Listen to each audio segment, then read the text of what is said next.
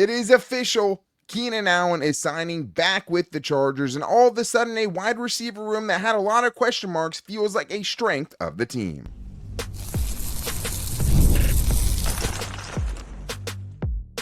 You are Locked On Chargers, your daily podcast on the Los Angeles Chargers. Part of the Locked On Podcast Network, your team every day.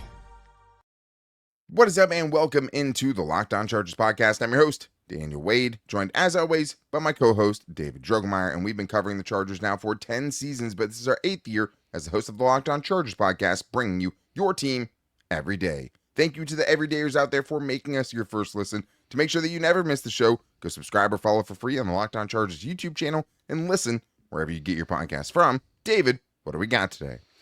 Daniel, one of the best wide receivers in franchise history, the Slayer, the alien, the man that is not of this world, Keenan Allen, is officially back in lightning bolts where he belongs. So we absolutely got to talk about that, the impact on the wide receiver room, and also get into some buy or sells. Like, is the Chargers offensive line really good enough for Jim Harbaugh to be more confident than he really is? I don't know. And also, Justin Herbert, is this the absolute best team that he has ever had supporting him? And I'm going to tell you right now, unequivocally, yes, it is. I think it's definitely the deepest, and I don't think that part can be argued at all. But today's episode is brought to you by FanDuel. Right now, new customers can get $150 in bonus bets when your first $5 bet wins. And if you had Keenan Allen being back to the Chargers, you're a big winner, and most of Chargers fans are, because now it is official. We talked about yesterday how it felt maybe not a foregone conclusion, but it felt almost probable after seeming at some points of the offseason totally impossible. But now he is back, and I think it's a great move. It's what we talked about a little bit yesterday, putting aside kind of what the redundancy, that's a word that's gotten thrown out there a lot, but just the fact that he, at this age, might be better in the slot. Ladd McConkey plays primarily in the slot. At the end of the day, you're better with Keenan Allen, and there's a lot of reasons why making this move to go get a veteran, to go get someone who has elite chemistry with Justin Herbert and someone who can show up in big moments is a huge move for this team. It really is, and I think for Justin Herbert, it's important because he gets somebody who he has just some unreal chemistry with, a guy who he knows exactly where he's going to be, who has caught a ton of passes from him. Really, I think that's super important. Also, you get somebody who's now like a real veteran in the room, and outside of Jalen Reagor, who's right now on the shelf, there's a lot of very, very young receivers in that receiver room. And I feel like this is a move that allows, Keenan Allen to come in, be able to already have that comfortability level with the quarterback, with the offense. I think he's going to feel very, very much at home. And I don't think it's going to take very long for him and Justin Herbert to get right back on the same page that they were on. And also, Keenan Allen's only a few years removed from having a career season. Absolutely. I mean, in 2023, 108 catches, 1,243 yards, and 7 touchdowns. I think the part that doesn't get mentioned enough with those stats, he did it in 13 games. I mean, he was staring down the barrel of a 1,500-yard season, with close to 10 touchdowns and a close to 130 catches. Like, that is what he was on pace for last time we saw him in lightning bolts. Now, did take a little bit of a step back last season, even though he was still productive, 70 catches, over 700 yards, 7 touchdowns. Hit the 777s, which wins you some money. But I do think that it was a little bit of a step back, and it's hard to parse how much of that is Keenan Allen getting a little bit older, obviously, because he is an elder receiver for sure, or just being put into an entirely different, totally kind of dysfunctional situation with a rookie quarterback in Chicago, which had to play a big part in it. And I mean, we were excited about getting Mike Williams back. Like, Mike Williams had like 10 catches last year, right? This is a dude who is still playing at a pretty high level, and I know something that is important to you and also important to me. The way that Keenan Allen left wasn't great. It was a really tough pill to swallow last year when it happened. But at the same time, now he gets to come back and gun for some records, right? I mean, he's about 1,200 yards away from being the all-time leading receiver. That one might be tough if he just sticks around in 2025. But he's only 51 catches behind Antonio Gates for being the most receptions in franchise history. So we thought he would get that last year before he was traded. Now, 51 catches feels very much attainable this year. And also, like we touched on a little bit yesterday, the ultimate insurance policy for Ladd McConkey. Yes, they both play in the slot out. Yes, you can still use both of those guys. But if, God forbid, something does happen to Ladd McConkey, there's not a more picture-perfect fit than getting someone like Keenan Allen for, the go-to guy on third downs where you can have both of those guys there. The go-to guy in the red zone now because, Keenan Allen, for the first time in his career, has had 7+ touchdowns in back-to-back seasons, which probably isn't talked about enough. And at the end of the day, you ended up trading him for a 4th-round pick that ended up kind of facilitating you getting Ladd McConkey and Tarheeb Still for a 1-year rental. So much to like about this. But I do think it's interesting that he is getting paid like a starter. Per Fox Sports, 1 year, $8.52 million, which is much higher, and we'll see how much of that is an up to, right? Then they even paid Mike Williams when they signed him, right? And they still have money for offensive line if they want to still add to that. But at the same time, I don't know. This doesn't feel like something where they're saying, hey, come in and be kind of the bottom of the wide receiver depth chart kind of a move. No, I don't think so either. Although I think it is important to have the context of where he was at with his last contract, right? Last year he was, coming off of the last year of his 4-year, $80.1 million, contract extension that he signed with the Chargers in 2020. And so, last year, if you're, considering the base salary and the, roster bonus, that accumulated to about $23.5 million that he made last year. He's not making anywhere close to that this year, it's, with 8.5, but hey, 8.5 is still good money. And I definitely don't feel like, especially where you're, consider where he's at in his career at his age, 32, 33 years old for Keenan Allen. Yeah, I definitely don't feel like this is a, hey, we're going to have you on a pitch count. We're only going to play you sparingly. But I do feel like this is hey, we respect who you are, what you've done, what we still think you can bring to the table. And Keenan's never been the fastest guy. So as far as the age is concerned, with that, bearing in mind, I don't really feel like that has that much to do with it because he's such a precise route runner. He has such an intimate knowledge of where he needs to be on the football field. And he has incredible release packages that still play really no matter how old he is. So I still feel like when you get him on the field, he's still going to be very, very productive. I think $8.5 million at this point in his career, I think that's pretty good money for Keenan. And I feel like it's a pretty good contract for both sides. Yeah, it feels like that's what it was going to have to take him, to sign him and not have him potentially wait for a different opportunity. But I do think his game ages well. Obviously, we've seen, maybe even Stevie Johnson, right, signs with the Chargers. Yeah. A similar skill set to what Keenan Allen brought at the table. Someone Keenan Allen gives a lot of credit to early on in his career for kind of mentoring him.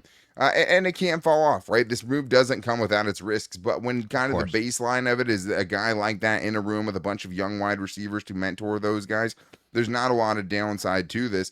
And I think the other part of this is it kind of lets the rookies be rookies. Like if the rookies are good enough, they're going to play. I don't necessarily think that this stunts their growth at all. I honestly feel like they'd be going more for Quentin Johnston snaps. Maybe makes his seat a little bit hotter just because you have, Keenan Allen in front of him now. You have Ladd McConkey in front of him now potentially. But at the same time, you don't have to rely on these rookies. We've been saying kind of all offseason, if this offense is going to get a lot better, you need to have these guys making huge impact plays for you. I think this gives them a little bit less stress to have to go and be those guys right away. But if they are those guys, they're still going to get on the field.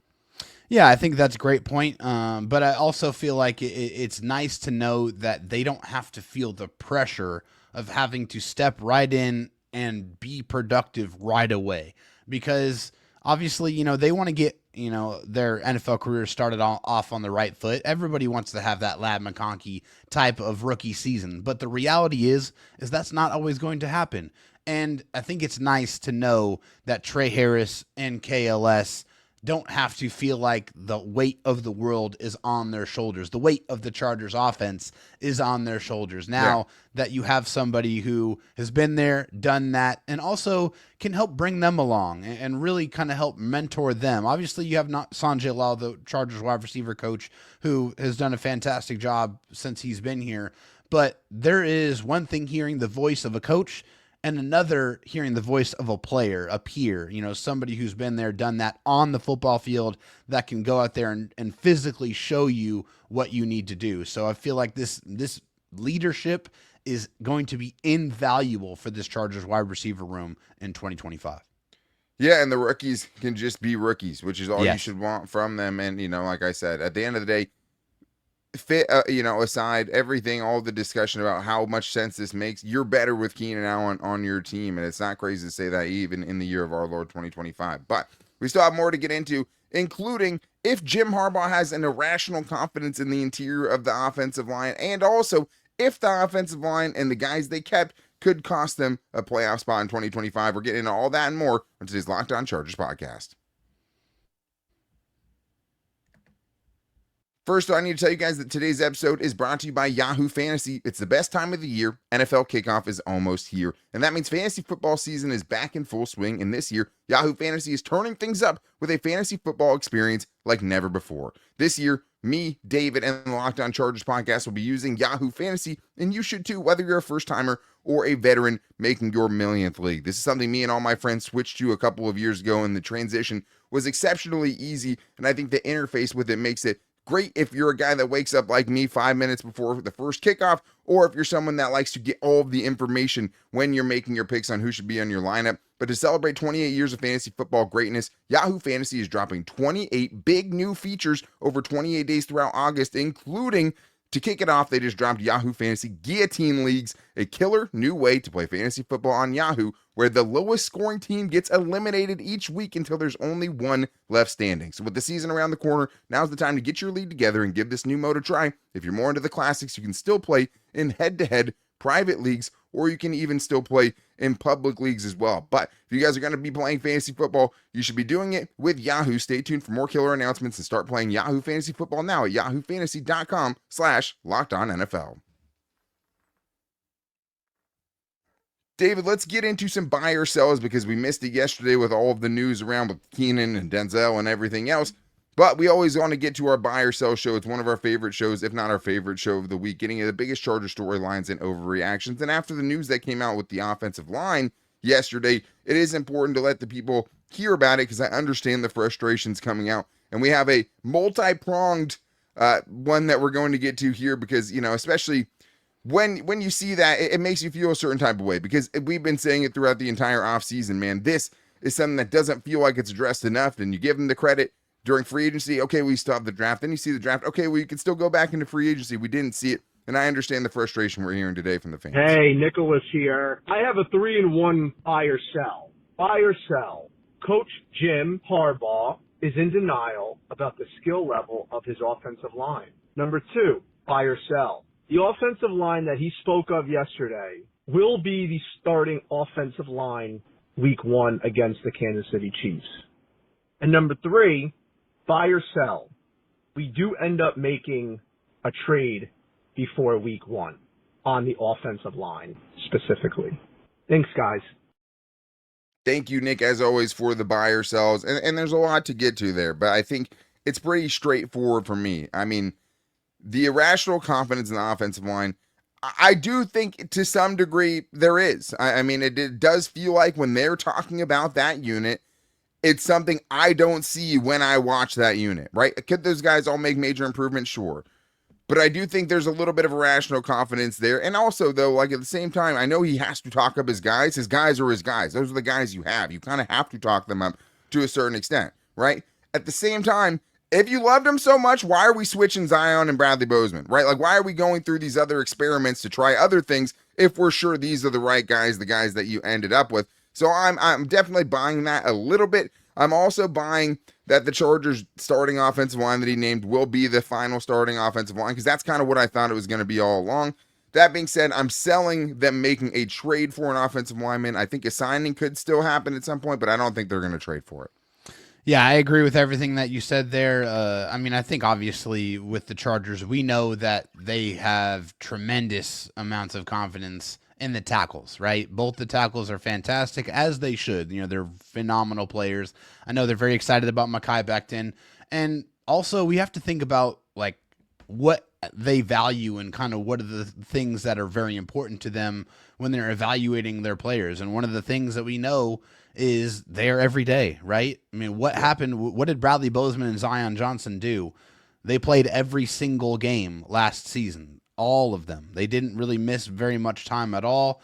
And that's extremely important, very valuable. Bradley Bozeman, for all his faults, he is a quality run blocker. So is Zion, a quality run blocker. But the pass protection issues are obviously there, and I think we know that for sure. So, yeah, there's a little bit of irrational confidence in their abilities and what they bring to the table. But it just, goes back to how they kind of evaluate the type of players that they want to have.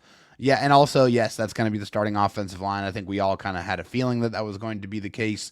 And also, they don't really do trades for offensive linemen. It doesn't happen very much at all. If you look at all the position groups and you look at the types of trades that are made, receivers, running backs, maybe an occasional quarterback, but very, very, very rarely is it an offensive lineman, because the good ones, they don't get traded. They get signed to big, big contracts. So I don't think that they're going to be making any trades for an offensive lineman. I agree with you also. A signing is definitely possible. The Chargers still have plenty of resources even after the Keenan Allen contract.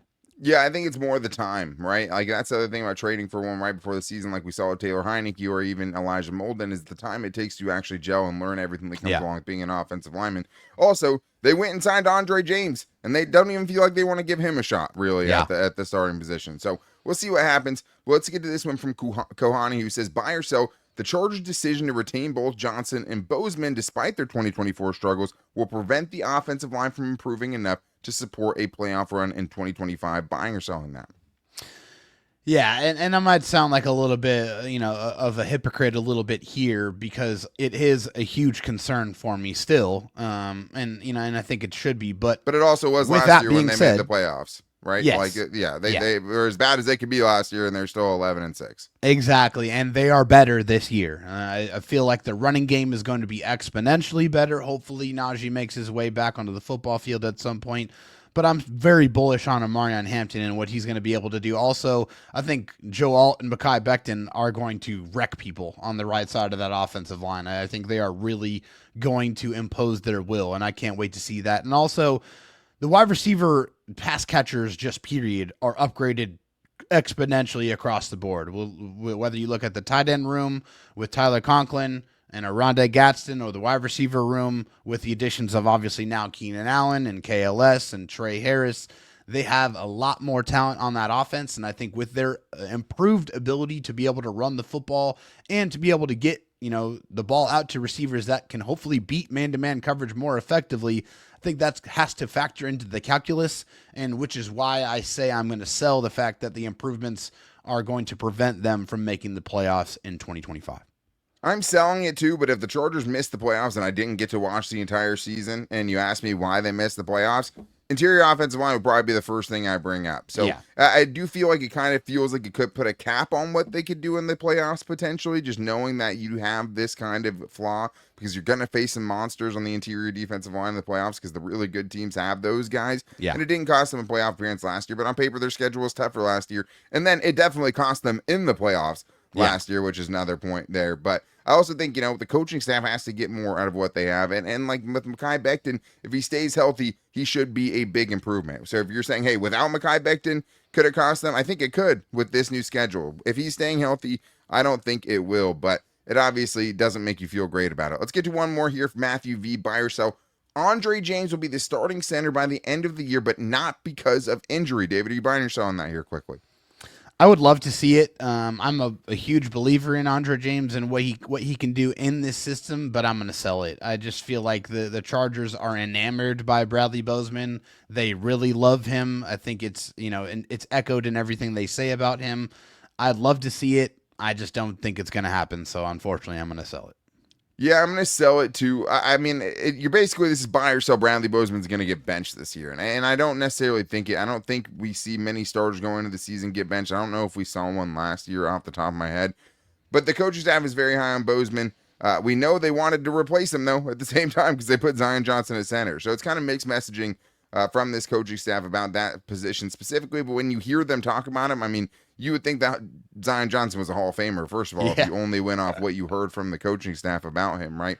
But Bradley Bozeman, I mean, you could tell Jim Harbaugh's excitement when they brought him back. Our captain our center. That was what he first said. So you're also talking about a guy, though, that gave up the 5th most pressures last year out of any center, and also tied for 4th in sacks allowed at the center position last year out of everyone. So if he's a disaster, I do think we could see it. I don't think it'll necessarily be, as bad or just so bad that they would bench him.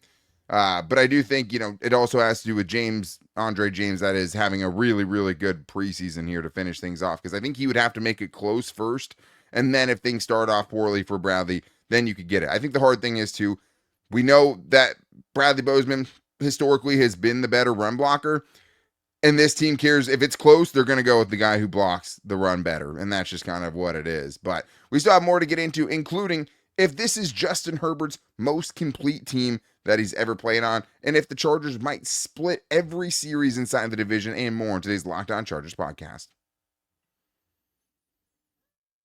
Summer sports are in full swing, and whether you're all about baseball under the lights, golf on the green, or high-stakes soccer action, FanDuel is the best way to make every game even more exciting. You're already following the action. Why not make it a little bit more thrilling? With FanDuel, you can get in on the game while your friends are getting sunburned at the beach. And as baseball's heating up, that's where my attention is. And you go with tonight's action, looking at the Padres game in Arizona, where they're currently minus 148 favorites, or you can get them at minus 1.5 runs at plus 105.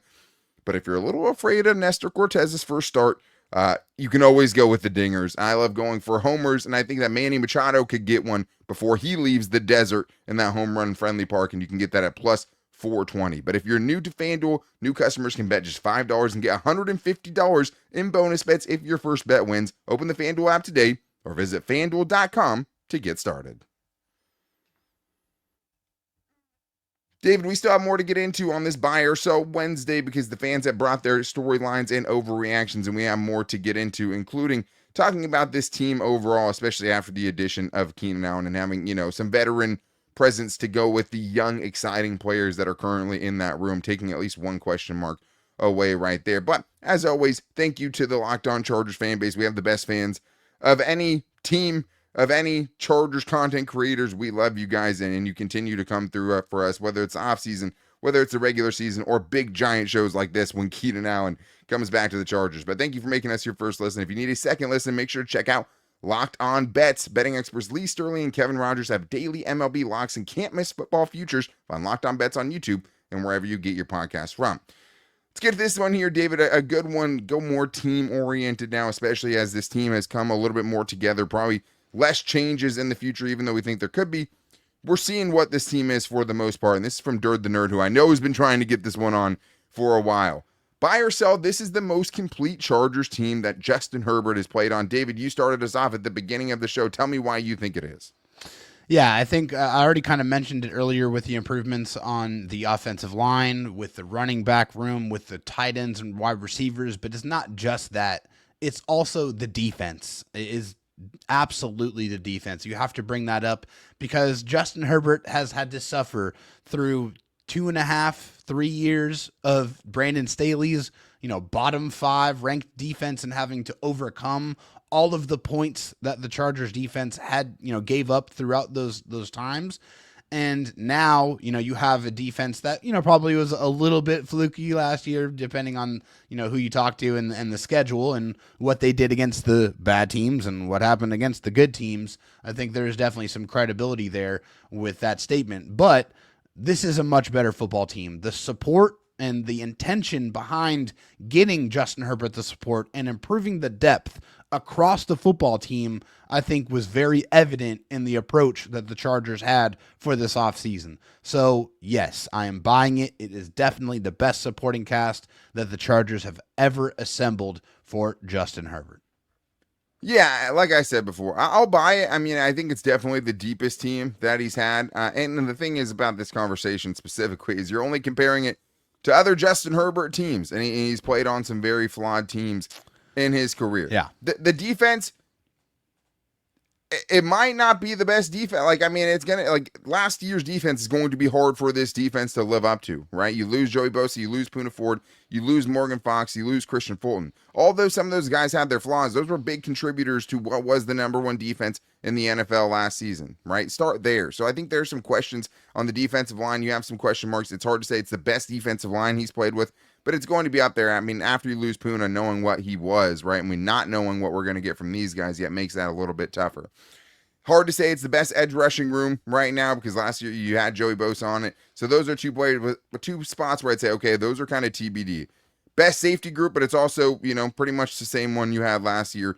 Corner room, Christian Fulton for Dante Jackson, year 2 of Tariq Still, Cam Hart. There are some questions there, right? I mean, Junior Colson hasn't made that leap at linebacker either. So you're running back pretty much the same room there for the most part, at least as far as the guys who played.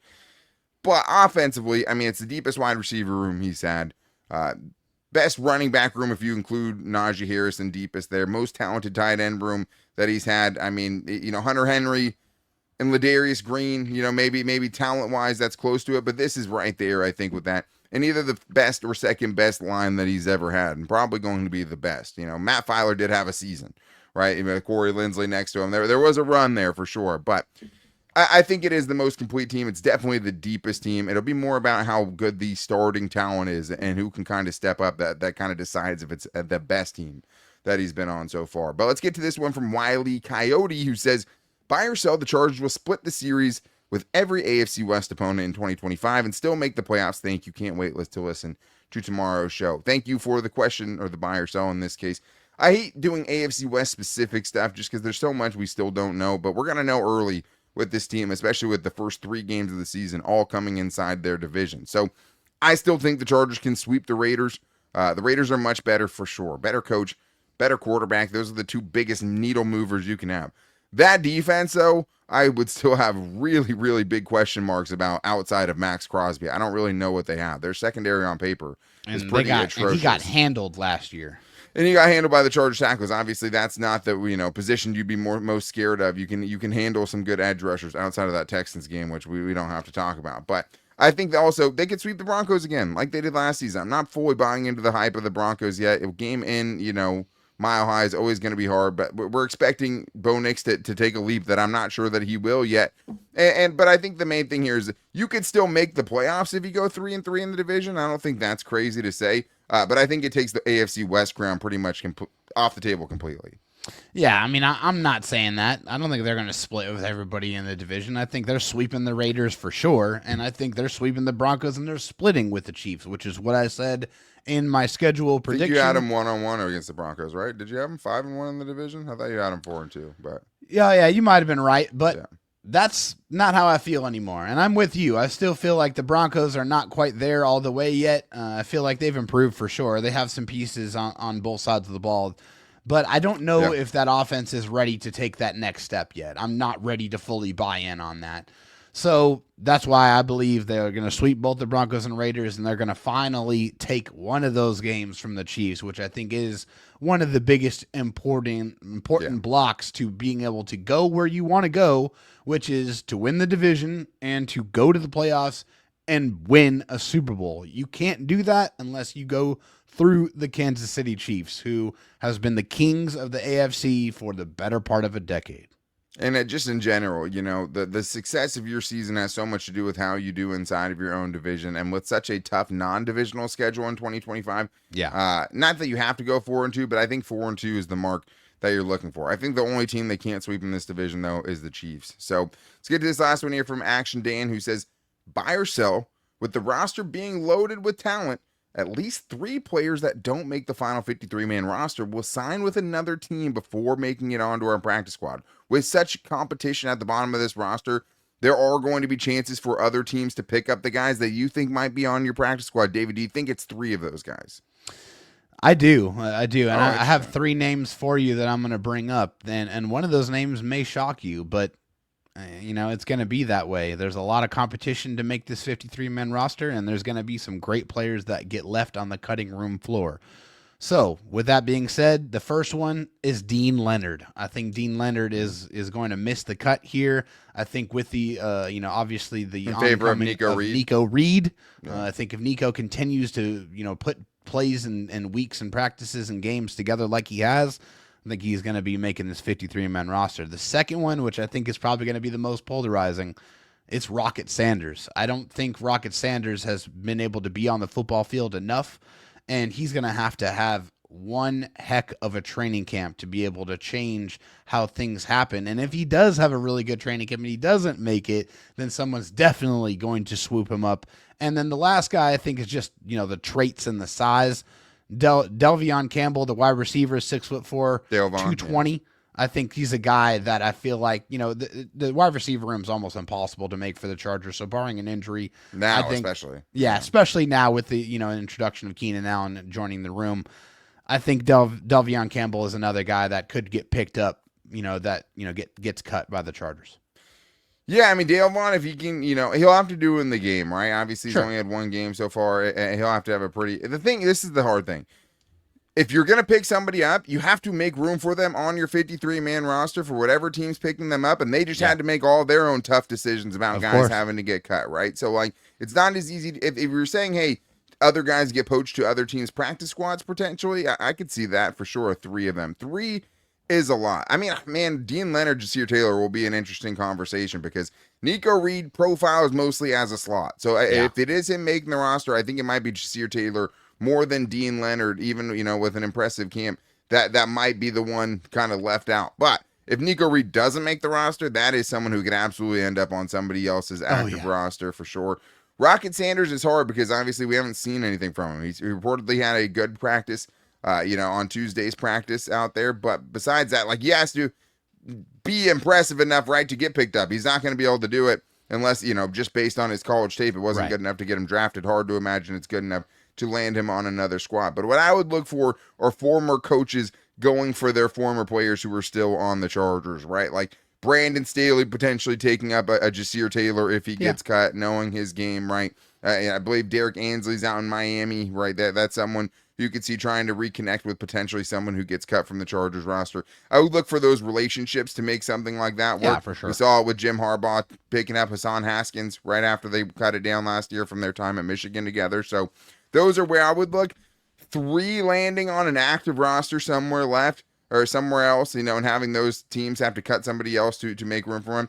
That would be pretty steep. But if there ever was a year, it feels like this year with this team would be the one to do it. But that's going to wrap things up for today's show. The good news is tomorrow we have a really fun show planned for you guys. There's no practice on Wednesday. So what we're going to be doing is a stock up, stock down for all of the Chargers players who have made their biggest impact so far with guys like Nico Reed or even Dale Von Campbell, really having that stock rising. Or maybe a Rocket Sanders who kind of ended up as someone who could push for the roster and now has kind of seen his stock plummet a little bit. So much to get to there. So many fun conversations. So to make sure you guys don't miss it, and big shows like this one, when Keenan Allen comes back to the Chargers, go subscribe or follow for free on the Locked On Chargers YouTube channel and listen wherever you get your podcasts from, as well as finding us on all of our social media every day at Locked On LAC on Twitter, at Locked On Chargers on Instagram, and our Locked On Chargers Facebook page. If you guys want to get on the next fan show, you can also call and do 323-524-7924 and get your voice on the show like we heard today from Nick. But make sure you guys are back here tomorrow as we do a little Chargers stock report to talk about who is surging,